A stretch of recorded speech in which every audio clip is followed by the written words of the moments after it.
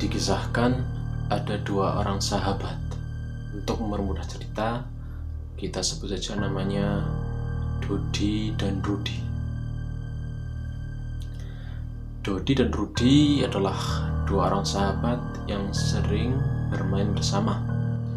Setiap hari mereka habiskan waktu bermain bersama.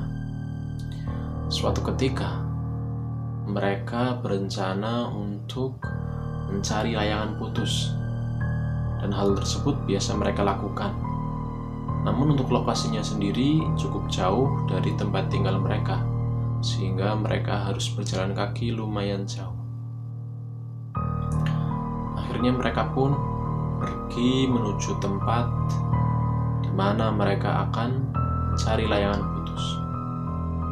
Tepatnya di seberang desa sana, karena di sana cukup banyak anak-anak yang bermain layangan. Mereka berangkat cukup sore, sekitar pada asar pukul 4. Padahal jarak antara rumah tinggal mereka dengan tempat mencari layangan putus tadi cukup jauh. Waktu itu kurang lebih sudah menunjukkan jam 5:30 sore. Mereka pun bergegas untuk segera pulang karena ditakutkan nanti jalanan menjadi gelap. Mereka pun berjalan langkah demi langkah menuju rumah mereka. Si Dodi berada di depan dan si Rudi berada di belakang. Mereka terus berjalan walaupun waktu sudah mulai gelap. Jalanan-jalanan mulai tak terlihat karena waktu itu lampu penerangan masih cukup kurang.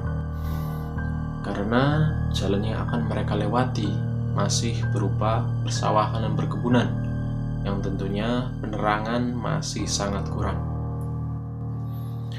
Akhirnya tibalah di sebuah tempat, yaitu jembatan. Si Dodi yang berada di depan tetaplah melangkah cukup cepat dan disusul oleh si Rudi yang tepat di belakangnya. Namun tiba-tiba mereka dikagetkan dengan teriakan si Rudi yang menyuruh untuk si Dodi segera berlari.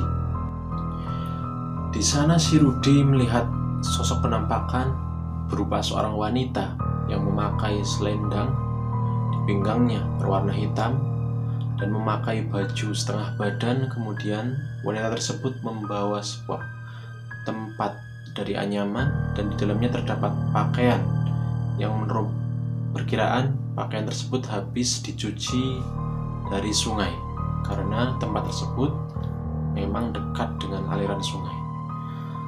Spontan, ketika si Rudi melihat hal tersebut, langsung berteriak, menyuruh si Dodi yang berada di depannya untuk segera lari mengikutinya. Mereka pun berlari terbirit-birit menuju tempat keramaian. Akhirnya mereka pun sampai di tempat yang cukup ramai. Di sana terdapat orang tua dari kerabat mereka. Akhirnya mereka pun menceritakan hal tersebut kepada orang tua tersebut. Akhirnya dengan rasa kasihan si bapak tadi akhirnya mengantar mereka menuju tempat tinggal mereka.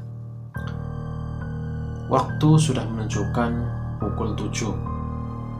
Cukup malam untuk anak-anak berada di seberang desa. Akhirnya si bapak tadi menyuruh si Rudi dan si Dodi menunjukkan di mana letak penampakan tadi. Akhirnya dengan keberanian mereka pun berjalan langkah demi langkah menuju tempat penampakan tadi. Namun yang diherankan, tempat tadi sudah tidak ada, kosong. Akhirnya mereka pun melanjutkan untuk pergi ke rumah dari si Rudi dan si Dodi dengan diantar oleh bapak dari kerabat mereka. Sedikit plot twist. Ternyata menurut keterangan dari si bapak dari kerabat Rudi dan Dodi tadi, diperkirakan kurang lebih 1 minggu yang lalu telah terjadi seorang ibu yang meninggal dalam keadaan hamil.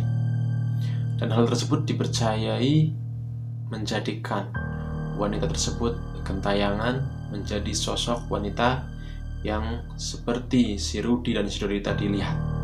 Seorang wanita yang memakai selendang dan membawa tempat berupa di dalamnya itu pakaian yang habis dicuci.